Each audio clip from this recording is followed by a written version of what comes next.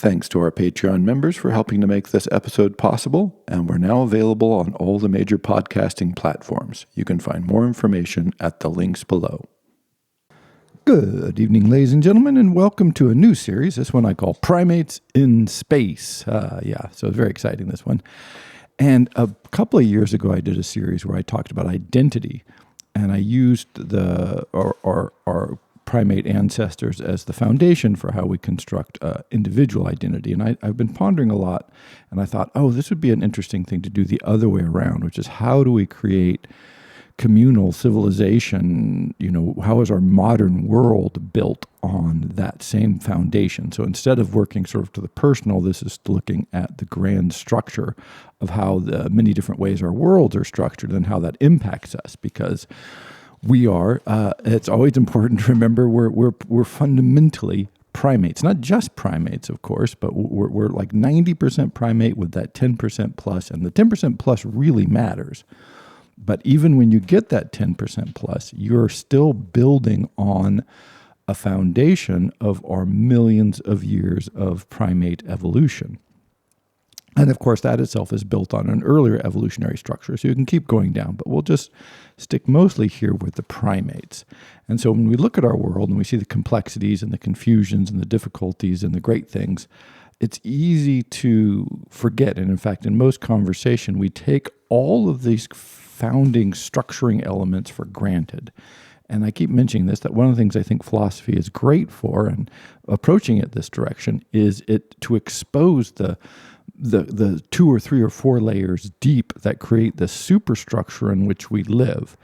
And a safer way to do this, or in some ways an easier way, so like you try to look at contemporary society from contemporary society, you're sort of building in all of the biases and assumptions and ideals that are already there. In fact, I just finished a symposium series, and when you read Plato's Symposium, you realize like how many ideas are just baked into our minds that we have no awareness where they came from. Well, they came from Plato, not just Plato, but basically from Plato.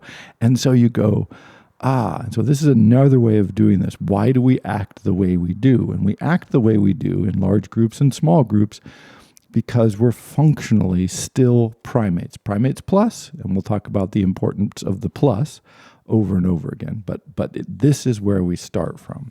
And then I want to go through sort of the evolution of civilization over the last 10-ish plus thousand. You actually start a little earlier than that, and then how that structuring element, it gets changed, it gets modified, it gets magnified, but it's still there. It never goes away. And then when we struggle, both individually and communally, and then you look at what's happened, it's often that certain aspects of our primate foundational identity or core requirements and needs and outlooks are being brought into tension. So 2 elements of our society are bringing different aspects into competition, which always upsets us, or they're being ignored or repressed, which also upsets us. And so it's just a different way to look at the evolution of civilization for the last 10,000 plus years from the view of the primate. And so we're going to do, primates in space. This is the introduction to that. And then we'll be doing, primates discover tools, primates discover art, primates learn to read, right? All these great moments in primate history, and what it means for us today and how we understand and see the world. And so just to get us going, I want to lay out a few of the key elements of primate social structure that are still hugely influential on us today. And just a quick note, it depends to a certain extent what primate groups you study.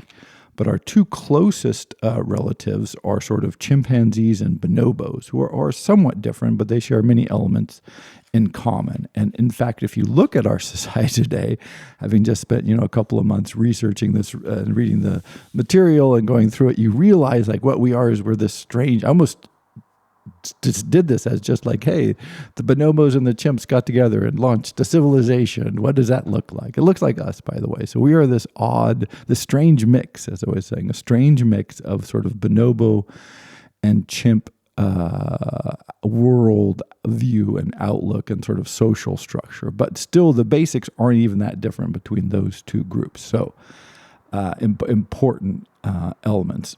So most primates groups, chimps and certainly bonobo, they have small, stable-ish social groups, right? So you live in a tribe or a group, whatever we're going to call this, of 20 up to maybe 100 members, 100 being way on the outside, right? Like that's your large tribe. Now, there are other kinds of primate species that do live in even larger groups, but generally for the chimps and the bonobos, you're looking at 20 to 60, maybe occasionally 100, and that these groups are willing to split and reunite and join and split off. So, if foraging conditions change or water becomes scarce or there's some alteration, they'll happily, without, like a huge amount of division, split into different groups. And they'll go, oh, okay, we'll kind of, for a while, and then when the seasons change or something changes, then they kind of, get back together again. So that sort of element. When they encounter other groups, this is when it gets tricky, but their core group tends to be somewhere between 20 and 100 members, which is to say a few families, right? Another way to articulate this is it's a couple of families, maybe 4, 5, 6, 7, depending on the size of the group and the size of the families, etc. If you go to, then another one they like to look at is gender roles is often brought into this, and the nature of alliances. And this is where it's very different between bonobos and chimps. Chimps tend to be male-dominated, bonobos tend to be more balanced, more female-dominated, or at least females have a lot more authority and it's more diffuse. And alliances that are made within the group, if you're a chimp world, are often made male groupings for patrolling, because the environment they live in is different from bonobos. Bonobos tend to be more family and sister oriented. But the important thing is not who's in control. It is that they do have these stable, long-term running hierarchical structures that are either relatively flat or relatively pyramidal. But even the degree to which chimp societies are pyramids is vastly overblown. There's a sort of semi-dominant male, but there's very, everyone points to him and says that's dominant male. But what difference does that make? And sometimes it makes a lot of difference. A lot of times it makes no difference. But bonobo society is certainly much flatter and more female controlled. These societies are maintained, both of these societies, chimps and bonobos, through cooperation, social grooming, communication. This is all hugely influential. Like, how do you maintain these societies? And it is through family relations. Friend relations are huge in both of these societies. This tends to be somewhat less emphasized in chimp societies in the research, but when you read it and look at the footnotes and go through it, you realize, like, particularly, for instance, for older chimps, and male chimps and female chimps, they form, as they get older, they tend to form a small network of one or two friends to whom they are very closely attached. And so friendship, social grooming, sexual relations are all used to maintain social cohesion. And but again, big part of this is social grooming. So continual shared social contact and hugging and picking of fleas and these kinds of issues. They do have limited social hierarchies in that they have a few roles that can be fulfilled differently, and some chimps or some bonobos will play different roles within their social grouping, and so it's often expressed as hierarchy, and then which is true again more with chimp society. But when you actually look at it on the ground, it's often just role differentiation. And so, like you have your main male leader in the chimp society, he tends not to do that much. And so this allows the younger males are much more active, and they're doing more patrolling, and they're kind of taking care of business.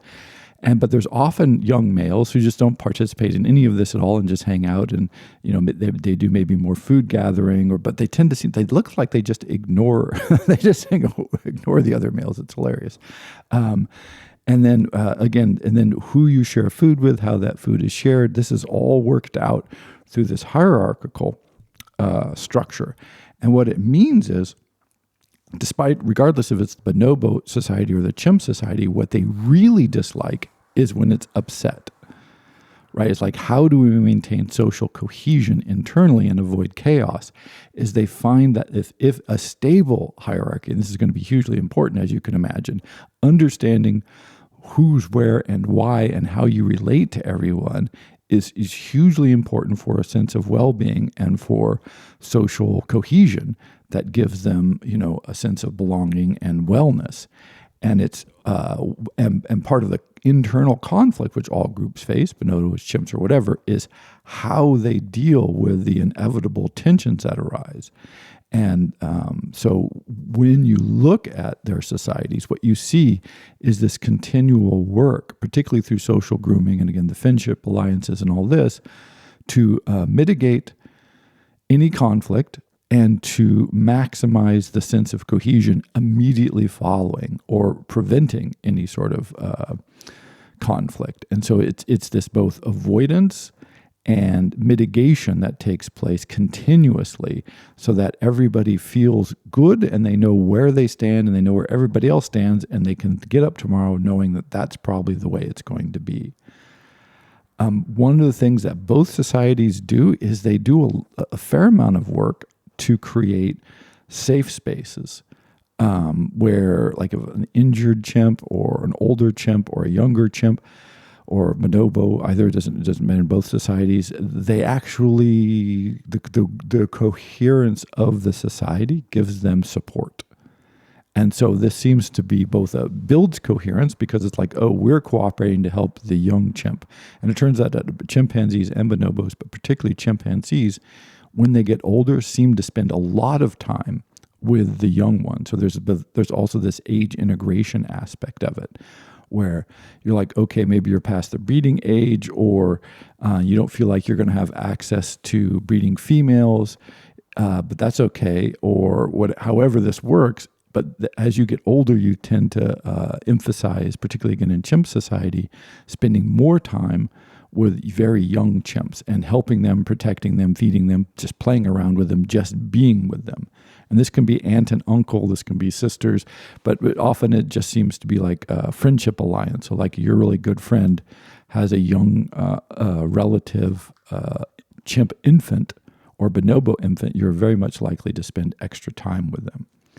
So you get this emphasis. Communication. So talking about physical grooming, this is a huge one. Small group, and by the way, I'll go over this repeatedly as we go along, as I keep reintroducing these ideas. So don't feel like you have to write this all down in the moment. I'll keep this fresh. So then you get this heavy emphasis on communication through facial expression, through gestures, and through vocalizations. This is an extraordinarily important. So face-to-face, close interaction, that doesn't include just physical grooming, although it includes a whole lot of that, but also continual faces and vocalizations and gestures so that everybody knows how everybody is doing all of the time. And there is evidence that they'll lie and they can mislead you and they can do some of the things that we can do, not nearly as well. Of course, we're super good at this. But, so it isn't just totally simplistic. Of course, they don't have the full language skills developed. But when you watch them, and you can watch the videos on this, of course, as you're aware, I must have been doing this for a while, what you see is, it's just they're so close, right? In fact, it's almost frustrating because they're so close. It seems like they should be way better. And they have raised the chimps where they taught them sign language, and they do develop this sort of full, rich vocabulary thing. So it's not that they can't acquire any of it, but they don't seem to have the capacity to have full linguistic expression in the way that we understand it. And of course, we could meet aliens who will probably look at us and go, man, they're so close. They're so close. Why don't they just do this, next dimension of linguistic communication? But they don't seem to be able to grasp it. Of course, we feel like we certainly would, but we don't know that because we don't talk to the aliens. Maybe that's why we don't talk to the aliens, is because we haven't quite made that leap. But this seems to be a challenge for both groups, is that next stage of linguistic development. Nonetheless, as you watch them, you can see who cares about the content of words they're doing functionally the same thing with facial expressions, vocalizations, body posture, grooming that we do. What's fascinating about it is that, as language experts said, a lot too much to most of our communication is actually sublinguistic, right? We think we're communicating with words, but what we're really communicating with is all this other stuff. And when you watch the tapes of bonobos and the chimps, you're like, right, we're really communicating with all of the other stuff. It's just great. By the way, side note, because I just recently moved to France and my French is no good. I've been living this experience. I'm functionally a chimpanzee in France, or a bonobo in France, because I can't do it linguistically. But it turns out between smiling and pointing and shrugging and gesturing and a few vocalizations, you can get an amazing amount done. And most importantly, you can communicate your tone. And if you're kind of, unthreatening and kind and patient, and people get that sense, then things seem to go well. If you get nervous and agitated and fearful and filled with anxiety, people can tell that too, and this is very unhelpful. So in a way, you have to learn, I need to control those other expressions, the deeper expressions, my bonobo chimp nature. I need to make sure I have that deeper stuff under control, because I might be saying nice things, or they can't understand what I'm saying in any case. But if I seem agitated and aggressive, what they read is, basically danger. And they can't diffuse the danger with vocalizations because I don't know what the fuck they're saying. And so you see, you can have this cascade effect that's unhelpful on every level. So I can absolutely guarantee you that we're still primates on that front, because I've been living this. I've been living in a world where my vocalizations are very primate-like indeed, and yet so much. You can do so much through all the things that the primates have. So those elements of interage interaction, safe spaces, the need for, desire for, understanding one's place and relation in society. Again, this is sometimes expressed or often expressed as hierarchy. But again, bonobo society, much less hierarchical, I think is better expressed in the sense of knowing where you belong. And that sense of having a sense that tomorrow you'll have a stable position and yesterday you had one, right? Those sorts of elements. By the way, there is a time element to this, because it's clear that they have memories of the past that they carry with them into the future. And that is this is really an important understanding of primate society and, of course, our society.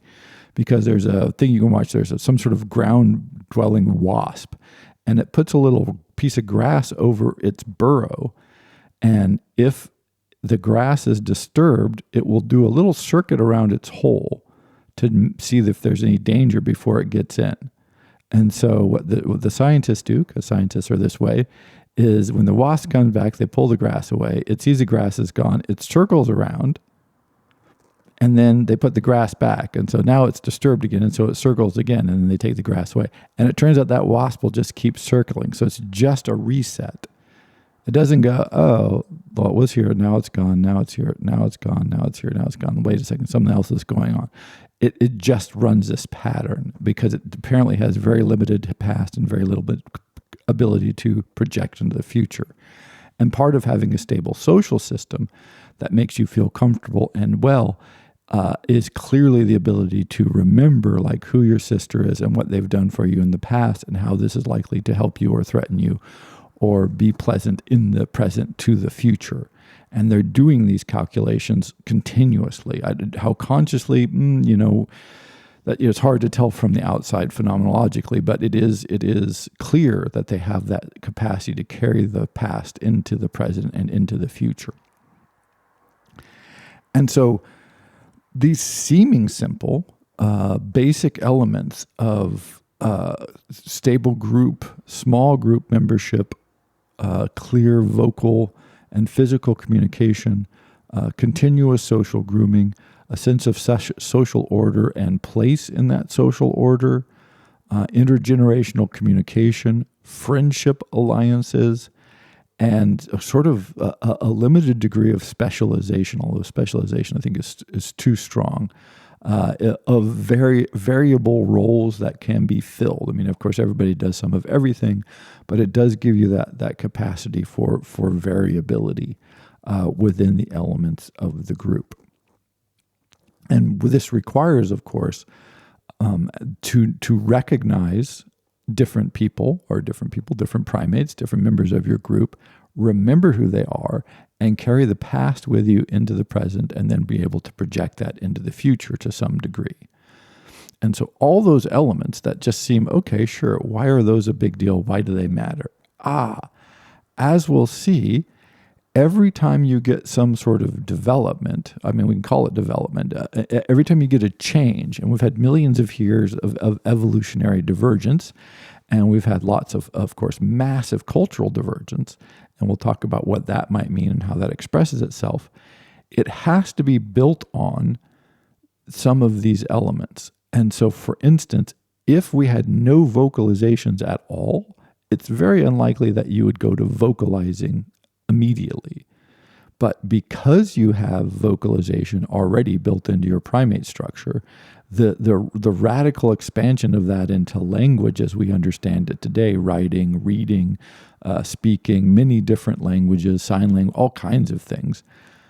This is an expansion on, an expression of, and a development of that fundamental primate capacity. However, and we'll see this when we go to the Primates Discover Language section, this has all kinds of impacts on the other elements of primate society, right? Like, you can't just make one change and go, no, this doesn't affect anything. Oh, we just have more language. No, you don't just have more language. Once you get more language, you get this radical transformation of the way all of those other necessary elements of your society interrelate. So, for instance, you get the scribal specialty. Chimpanzees don't seem to, nor bonobos, have scribes. These are people who specialize in language functionally. Why? They didn't have it that highly developed. But when you have a scribal specialty, let me tell you, as we'll see, all kinds of weird, wonderful, and wacky things develop in which we live today. In a way, if you're literate, if you can read and write, you're living the scribal life in a way that just seems so odd and so weird when you understand the origin and development of language, that we would get to a place where literacy is whatever 80, 90%, depending on the culture that you're in, is extraordinary. And certainly it's an outgrowth of, but a transformative outgrowth from this fundamental element of primate societies. So that is what I want to track here, and I hope you'll find this enlightening. I certainly do. I'm always shocked by this. But if you want to do a little preparatory homework, you can go on YouTube or wherever. There's all kinds of videos and documentaries about bonobo society and about chimp societies, and just watch them. In some ways, I sometimes find the narrative and stuff a little distracting. I rarely watch documentaries or TV of any kind, and so I do find it a little difficult. But just maybe turn off the sound maybe and just watch them. Watch what the chimps are doing, particularly if you can find the ones who are in the wild, because it's well documented that they change behaviors when they're in captivity. But the ones that are in their wild, you watch them and you're just like, they're such an expression of human capacities. And then the structures that they're involved in are so fascinating, at least to me. And you see so much there. And then when you see them develop and begin to feed back on each other and create conflict with each other, these fundamental elements, that's where I think the fascinating and revelatory aspect of many aspects of our society become much more clear than they would be otherwise. And my last comment here is I'd been taking notes on this for a while, and I didn't know exactly how I was going to frame this, but I finally decided to frame it again as primates in space. Because it was talking about this notion of, people say, humans don't behave rationally, they're not reasonable, they're not rational. And I was going back on a comment on Patreon about John Rawls, who had this theory of just society in which he really wants, reasonable and rational humans to do all kinds of cool things. And it just, to me, it's preposterous. And it's because I like humans, and humans are functionally primates. I like us. I think we're great. And the notion that we're going to suddenly become these reasonable, rational, it's just preposterous. It's both preposterous and anti-human. It runs against human nature. It's not who we are. And people keep trying to create reasonable, rational societies, and then they put humans in them, and we mess it up every single time. And so then you either have to abandon your utopia, or you have to start shooting the humans who don't behave, which is functionally all of them, because we're primates. And the greatness and the joys and the frustration, but I often just think it's the dissonance that's created when people imagine that we're these reasonable, rational, thinking creatures, which we are. We're capable of doing that, but we're not just that. So we're the super primates. We're the primates with some extra sauce on there, but we're still primates. So here we go. Primates in space. How did we take our monkey heritage, our primate forebears, and carry them with us into this wacky world of satellites and televisions and computers and industrial revolution and writing and art and architecture and all of that? That's what I want to explore in the next series. Thank you very much.